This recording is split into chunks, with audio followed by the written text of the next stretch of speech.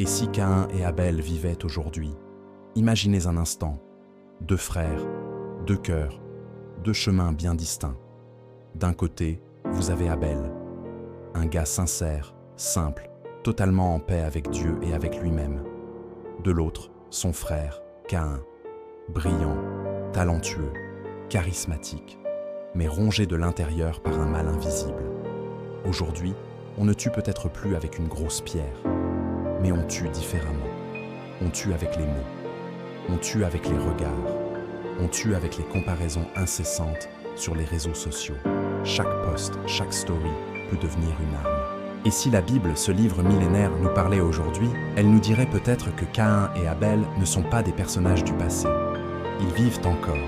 En fait, ils vivent en chacun de nous. Pour comprendre, revenons au tout début.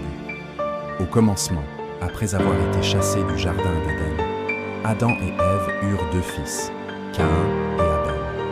Leur vie était simple. Caïn était agriculteur. Il cultivait la terre avec la sueur de son front. Abel, lui, était berger.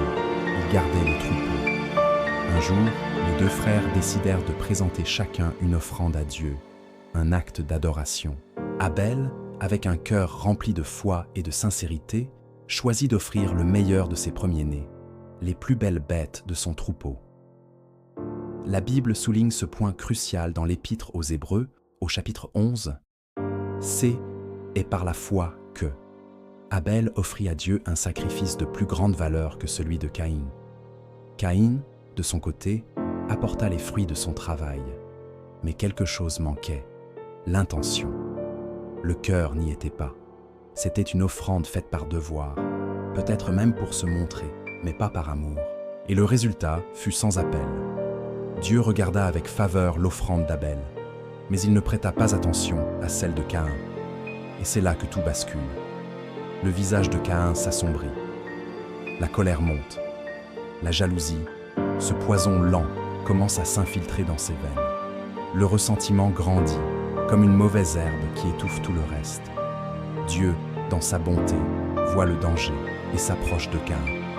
Il lui parle directement, comme un père à son fils. Il lui dit « Pourquoi es-tu si irrité? Pourquoi ton visage est-il abattu? Si tu agis bien, tu relèveras la tête. Mais si tu agis mal, le péché est une bête tapie à ta porte. Son désir se porte vers toi, mais toi, domine sur lui. » C'était un avertissement, une main tendue.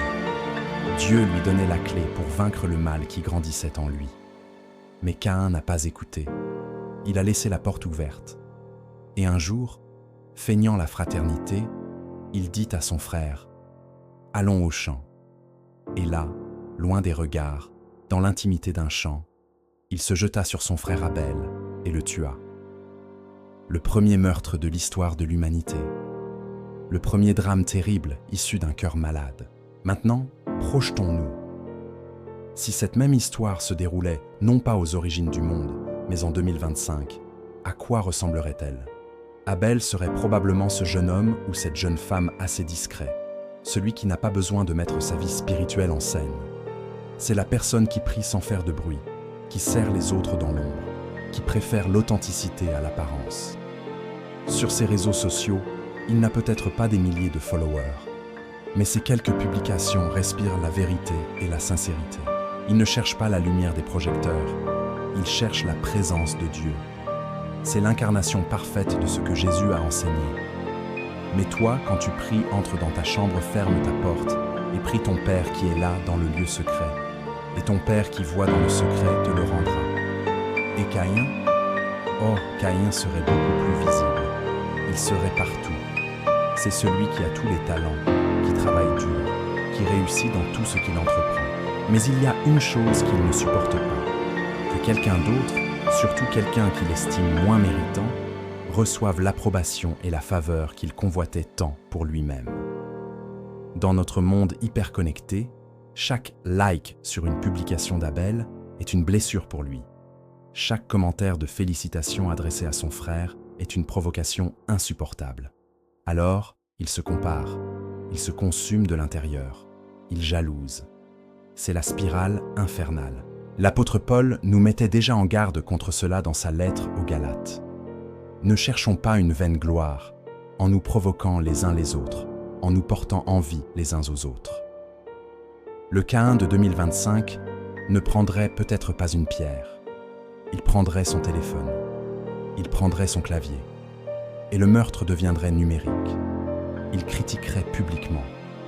Il lancerait des rumeurs. Il calomnierait dans des groupes privés. Il dénigrerait subtilement le travail de celui que Dieu semble approuver. Sur Internet, on peut assassiner une réputation, tuer la joie de quelqu'un, anéantir son témoignage sans jamais verser une seule goutte de sang. Jésus a élevé la norme bien au-delà de l'acte physique.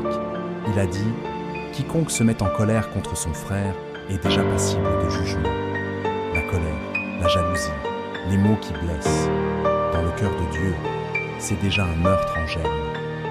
La jalousie de Caïn, c'est cette maladie du cœur humain qui ne supporte pas que la bénédiction de Dieu repose sur quelqu'un d'autre. Et pourtant, et c'est là toute la beauté de l'histoire, Dieu ne rejette pas Caïn. Même quand il voit son cœur s'assombrir, Dieu ne l'abandonne pas. Il l'avertit, il l'appelle à la raison, il lui offre une porte de sortie, une chance de vaincre ce monstre qui le guette. Mais Caïn refuse cette main tendue. Il est aveuglé par sa jalousie. Il est convaincu que son frère Abel est le problème. Si seulement Abel n'était pas là, tout irait mieux. Il n'a pas compris que le véritable combat, l'ennemi réel, n'était pas à l'extérieur, mais à l'intérieur de son propre cœur. Comme le dit l'épître de Jacques, « Dès où viennent les conflits et les querelles parmi vous? N'est-ce pas de vos passions qui combattent dans vos membres? Vous convoitez et vous ne possédez pas, vous êtes meurtrier et jaloux et vous ne pouvez rien obtenir. » Et toi aujourd'hui? Prends une seconde pour être honnête avec toi-même. Combien d'Abel as-tu regardé avec jalousie? Combien de fois as-tu critiqué, même intérieurement, quelqu'un qui, simplement, semblait marcher dans la lumière de Dieu avec plus de facilité que toi? Peut-être que, sans même t'en rendre compte, tu es en train de rejouer cette histoire tragique, l'histoire de Caïn. La grande leçon de ce récit, ce n'est pas simplement une histoire de meurtre, c'est une histoire de cœur. Dieu ne cherche pas des gens parfaits. Il ne cherche pas des performances impeccables. Il cherche des cœurs sincères. Comme il est écrit dans le livre de Samuel, « Elle, homme, regarde à ce qui frappe les yeux, mais l'Éternel regarde au cœur. » Caïn voulait plaire à Dieu, mais à sa manière, selon ses propres règles. C'est Abel, lui, voulait plaire à Dieu à la manière de Dieu. C'est toute la différence du monde.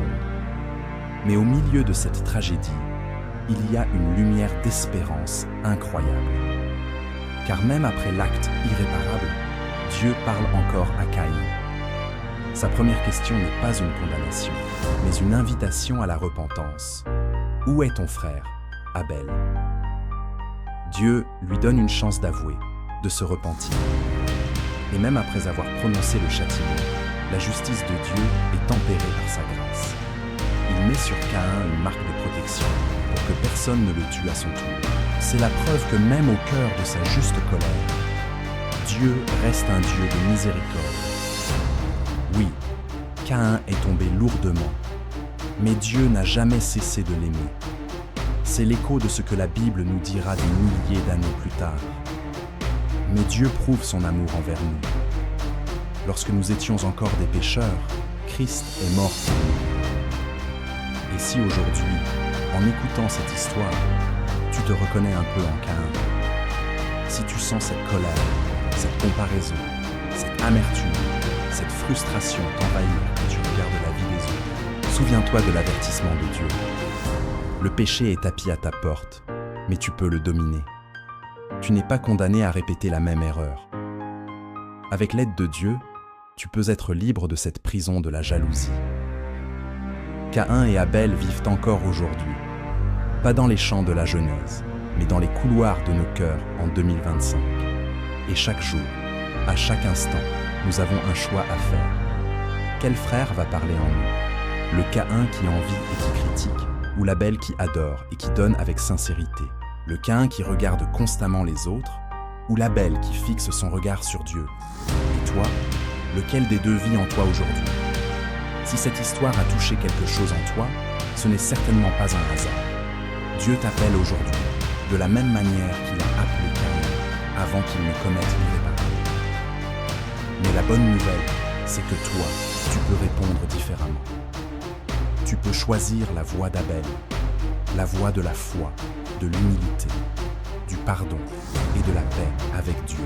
Là où tu es, tu peux simplement t'adresser à lui dans ton cœur et dire « Seigneur Jésus, je reconnais que j'ai souvent le cœur d'un Caïn. J'ai été jaloux, j'ai voulu faire les choses à ma manière. Mais aujourd'hui, je viens à toi tel que je suis. Pardonne-moi. Entre dans ma vie, change mon cœur de pierre en cœur de chair et fais de moi ton enfant. » Si tu as fait cette simple prière avec sincérité, sache que le ciel tout entier se réjouit pour toi. Tu n'es plus seul dans ce combat. Tu es maintenant un enfant de Dieu et il te donne la force de vaincre. Si cette vidéo t'a parlé, n'hésite pas à la partager. Car au fond, nous avons tous le même choix à faire chaque jour. Soit nous tuons notre orgueil, soit nous laissons notre orgueil nous tuer. Merci de m'avoir écouté jusqu'au bout. N'oublie pas de t'abonner pour ne rien manquer des prochaines vidéos.